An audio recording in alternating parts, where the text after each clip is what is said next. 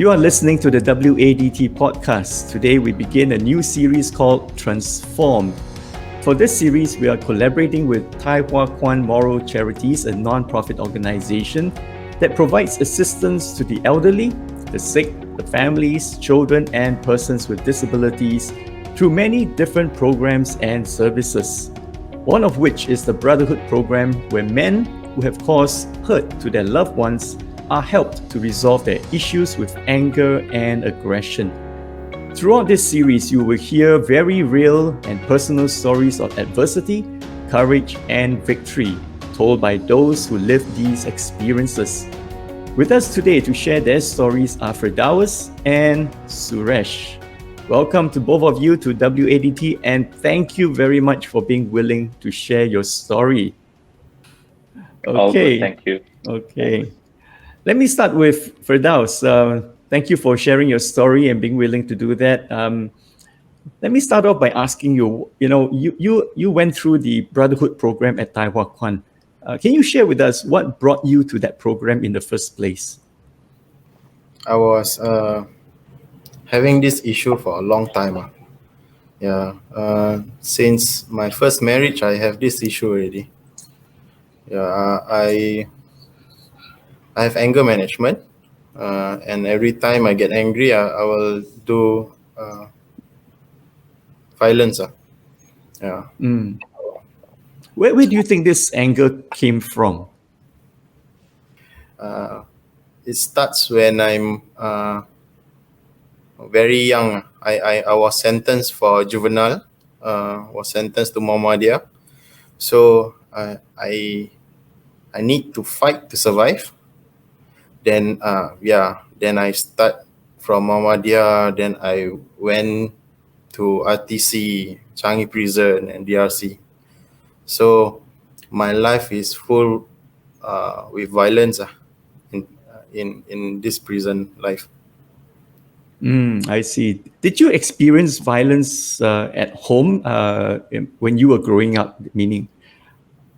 No, it's just a story actually. It's a story when my late father beat up my sister and brother, but I didn't go through that problem. Okay, so he didn't beat you, he didn't hit you, but you saw your father hitting your siblings, your brothers and sisters. No, it's a story, Annie. It's a story. Oh, just a story. He left me when I was few months old. I see. Okay, so you had this a lot of anger within you, and you have learned to use violence to maybe get what you want. So what eventually brought you to the Brotherhood program? Who do you use violence against? The last biggest problem is I use it to my wife. So I can't take it anymore. And I call the social worker, and they help me to solve my my problem, and they recommend me to join this Brotherhood. I see. Oh, so you called the social worker, and so in other words, you reached out for help. Yes, correct. Wow, that is very noble of you. Thank you for doing that, because many people would not do that. I think for most cases, the victim was the one who reports, right, to the calls for help and things like that, right? So can you tell us what made you want to do that? I mean, what made you reach out for help? It happens a lot of times already. This is not the first time that I've done. Then I reach out for help. It happens a lot of times already. Then I feel like enough is enough. I need to do something. I don't want to see my loved one being tortured by me. All this, live with fear. So when I beat up my wife, she passed out. So I was panicked. I called the police and I called the social worker. That's when the social worker helped me out, solve this thing, and and very lucky that this group called Brotherhood is just going to open. Yeah. So my social worker like recommend me, do you want to join this group? It's meant for anger management. And I say, yeah, why not? Let's try. As for you, Suresh, maybe you tell us about your experience in anger. I mean, Sure. how do you come out with this issue, anger issue? Yeah. Yeah, actually, to be honest, I didn't really realize that I had this issue, for a very long time. I always thought that getting angry was normal, and but I did come to a realization that at some point, in the last 2 years, that getting angry is normal, but it's how you deal with your anger that's important. And I started to feel that my reactions were completely not necessary and not in line with what I would say a normal person would do. So my background, I grew up in a family where there was a lot of domestic violence between my parents. I would say it was mutual. It was not just my father hitting my mother, but it was also at sometimes my mother hitting my father first. So I grew up, from an age of about 12, all the way till about 20. So about 8 to 10 years of my life, I witnessed quite a lot of domestic violence at home. And I was the only son. I am the only son. And, there were many times, as often as 3, 4 times a week where I would have to step in and stop my parents from beating each other up or, fighting. So it sort of, I think, but at that point when I was 12, I didn't really think too much about it. I thought, I kept everything to myself. I never really talked about it to my extended family, my aunties, my uncles, my friends. I was just a 12-year-old boy, going to school, and, I kept everything inside me. I didn't talk about it to any single person. And then as my life slowly progressed and I started getting older, I would exhibit, anger management issues. I would get angry really fast. I would be very quick to use my hands and hit someone. That sort of went, cascaded down into my marriage, and on occasions with my siblings as well, my sisters. Yeah, so and the turning point was, I think for me, was about a year and a half, 2 years ago, when I got into a pretty big argument with my younger sister, and that's when I realized that I needed help. And I think the recognition of getting help is very important, and you need to realize that, and that sort of helped me get to know. I was just Googling, doing a lot of desktop research on the internet about who could help me. I went for therapy, and then that's when I found out that there was this Brotherhood program that existed in Singapore for men who have caused hurt. And I contacted Ben, who leads this program, and that's how I started my journey with the Brotherhood program. Yeah. So, Suresh, Yeah. you mentioned about the realization stage, right? Yes. At which point of the state of your having to realize that you need to change, and is there a certain, is it went to a certain level where it is very bad that you realize that you must change? How did it happen? Yes, it because previously, it would be to a point where I would, argue or maybe get into a minor fight, right? But the level of seriousness was not very high. But the incident with my sister was quite a serious incident where, I would say there was injuries involved, and that led me to really think through about what I was doing, causing harm, hurt to people. So yes, to answer your question, yes, it was quite a serious incident that we realized that I needed to get help. Is there any particular part of you, all right, that you find it was difficult to, accept and make that change? Yeah, I was feeling very, very guilty and upset with myself, because when this incident happened, I was upset that I was not in control of myself. I was overwhelmed with anger, to the point where my mind just shut down, and I didn't think about the consequences of what I had done. So that was quite scary because, when someone does things and they don't think about the consequences, it can lead to a lot of problems. So that's when I realized that I needed, help to manage my anger, whether it's therapy or, meeting, like the Brotherhood program.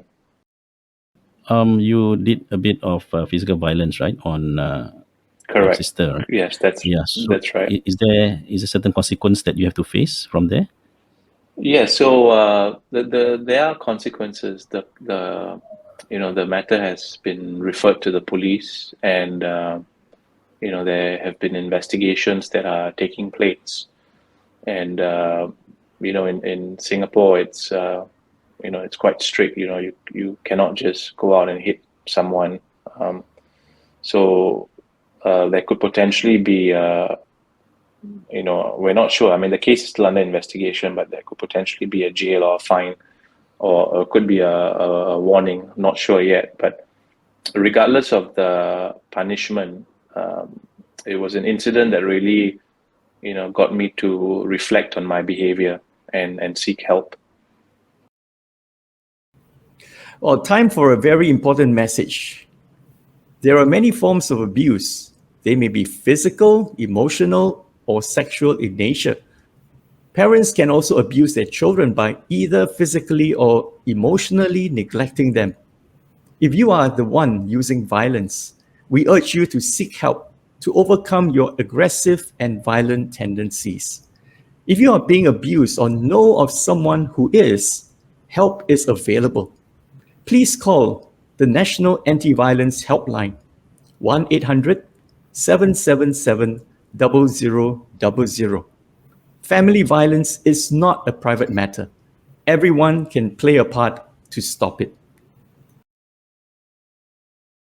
You went through the Brotherhood program. Can you share with us what are some of the things you learned about yourself, and what are some of the things you learned, in terms of managing your anger and violent tendencies?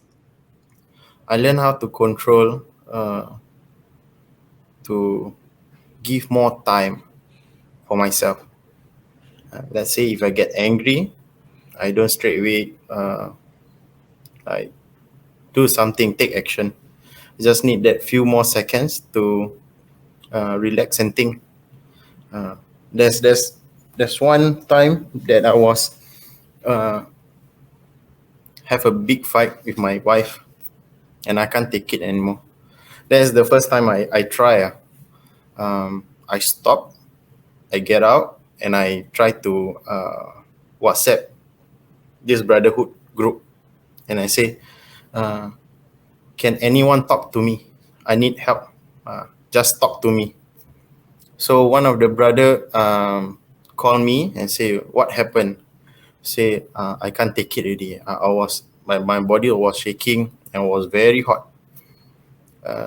So he say, just chill, just talk to me. I say, I cannot say anything already. I have no idea what to say already. Say, oh, it's okay. You just relax. You just take a shower, and you just lie down. Then when you're cool down ready, then you talk to your wife. Then I just follow. That's when I say, when this thing solved very smoothly and relaxed, I say, okay, so this is the tactic. So yeah, I'm gonna use it. Wow. Yeah. So it works, right? Uh, So how many times have you used it since? since then, slowly after I joined this group, I listened to my most of the brothers, right? Their problem is bigger than mine. Every time we share our problem, I have always talked to myself, say, oh, his problem is bigger than mine. Mine is just small. If he can endure, why can't I? So time goes by, I learn how to get more relaxed. It's amazing when you said that, you called somebody, or you WhatsApp the group, right? I presume you have a chat group, and you were just calling out for help, and almost immediately someone responded and called you and was talking to you on the phone. I think that's really amazing. I think, wow, I think that really, in that sense, was a lifesaver, if not for you, at least for your wife. True. True. Wow, this must be a very, very close, close knitted group. I think because you guys have gone through this journey together, even for a short while. How long was the program, by the way? 9 months. 9 months. Okay, Yeah. not a very short time, So I can imagine that all of you have gone through, because you have opened up your hearts to each other. You've been very honest and, very vulnerable to each other. I think that's where the bonding took place. That's True. amazing. Aren't you very happy to find a group like this? Yeah, it's like a family. Yeah. My next Correct. family. Yeah. Next family, yeah. And the other amazing thing is all men, right? Because True. people always think that men don't bond together. They only play games and watch football. They don't talk heart to heart. But this group of men, are very different. You guys, whenever you come together, you talk heart to heart. True. All right. Okay. Thank you for sharing that. I'm so happy to hear that what you have learned at the program, you have started to put into practice, and it is bringing about changes. Yeah, Suresh. Before I ask, we listen to you from what you learned from the Brotherhood program. I want to Sure. refer to your last response. Sure. That there's a police case pending. But is that Yes. the only reason that you decided to go through this journey with the Brotherhood program, or is there a bigger reason or motivation that you see? That what you can be in the future, and for what purpose you want to undergo this program. Yeah, I mean this police case and what I've done is definitely a factor. I'm not going to deny that, because I'm very remorseful for what has happened, and I definitely wish to change my life. I now have a 3-year-old son as well. So I think one of the biggest motivations for me to turn my life around is for my son. I mentioned earlier on that I'm a victim or product of family abuse. I grew up in a house where it was very common. I definitely do not want my son to go through what I went through as a kid. So, for example, I've taken active steps to repair my relationship with my wife. Uh, Previously, we had a lot of arguments as well. But I've going through counseling through the Brotherhood program. My relationship with my wife has significantly improved, and that's will only help my son, because he will grow up in a more normal environment, right? And he will not have to witness his parents arguing and fighting all the time. So I think that for me is the biggest motivation to change and turn around my life. Yeah, I think it's important Yeah. for someone who want to undergo change, to really go deep and find that the strong motivation. So I think it's something that I think that you're sharing is very important for the rest of us who wants to undergo whatever kind of change in us, in ourselves.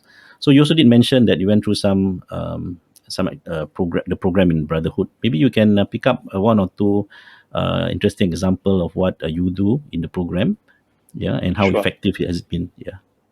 I think when I joined the Brotherhood program, it made me realize that I'm not alone in this journey of anger management and violence. Um, there are a lot of other men out there um, who have the same challenges, who have been through a lot worse than I have.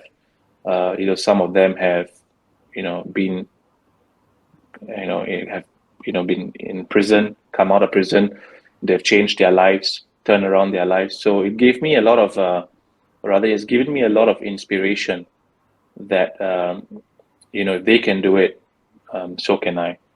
The fact that, we, you know, have, I mean, this is when COVID happened, I started when COVID happened, so I couldn't really meet the brothers very often. My sessions were mainly online through Zoom, but more recently, when Singapore and Singapore has opened up, we have a lot of get-together sessions, and it's allowed me to bond and share experiences with the other brothers.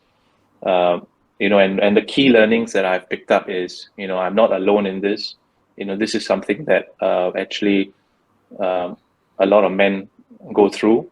Some wish to talk about it, some just keep it within themselves. But I think I would encourage a lot of people who have, some similar issues to get help. And I think the Brotherhood program is definitely a good avenue for this. Okay, so the name Brother is really apt. That when you're there, you feel that you have someone or people who care about you, who are able to listen to you. Maybe also Yes. don't judge you, because they Yes. themselves don't like to be judged.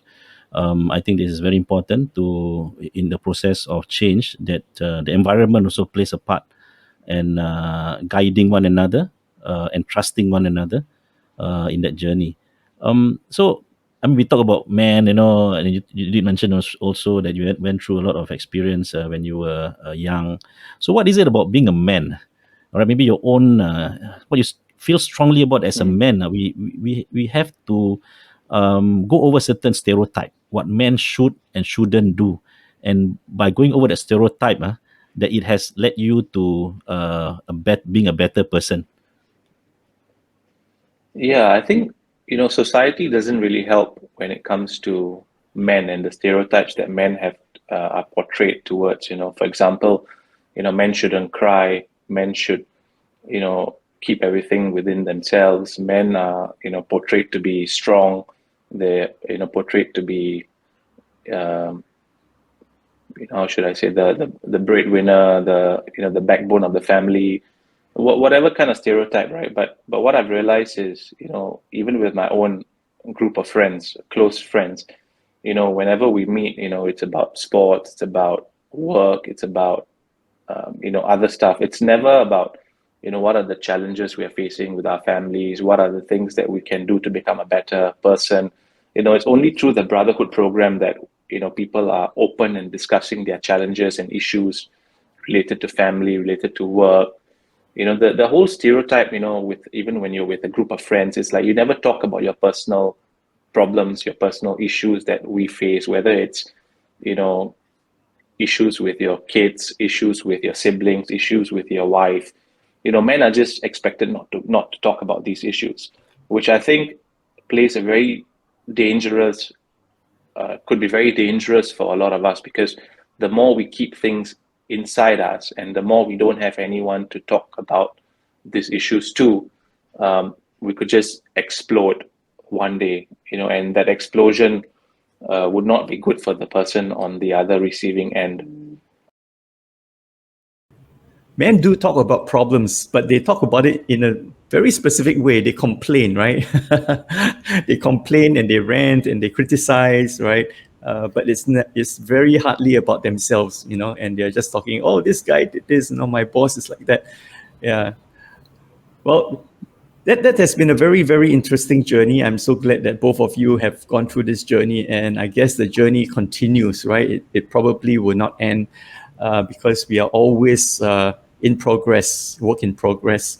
But let's wrap up this episode by allowing the two of you to share, if there is a message that you would like other men, whether they are married, not married, whether they are fathers or not, what is a message that you would like to share with them, coming out of this experience that you have?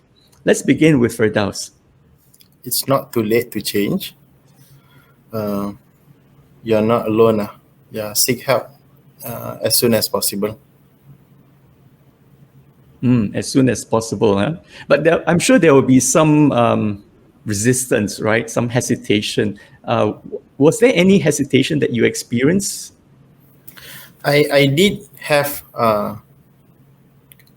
this hesitate when my first marriage, I seek help. Then this counseling for me is like it's not for me. It's just like a angel and devil talk. When they judge you, when they talk to you, when they tell you what to do, and then you just listen. But this group is different. This brotherhood is different. We just feel we are equal. We are in the same table. How about you, Suresh? What is a message that you like to share with other men and other fathers? I think similar to Firdaus, I think my message would be to get help as soon as possible. Sometimes the situation is such that we don't even know that we need help, and that can pose, or we think that we are okay. We think that we don't need anyone's help. And I was one of those kind of individuals where I thought, there's nothing wrong with me. This person did this, so I reacted that way. There's nothing wrong with me. My actions are justified. I was very against going for counseling, seeing a therapist. I didn't believe in therapy. I didn't believe in getting help. But as I said earlier in my sharing, there was this trigger point that, I woke up one day and I realized that, hey, if I don't do something, it's going to get worse and I might end up behind bars one day. So my advice to a lot of men out there is don't delay. Whether you see a therapist, you get counseling, or whether you reach out to the Brotherhood program or something similar, a men's support group, getting some form of support, I think would be extremely crucial. Yeah. Wonderful.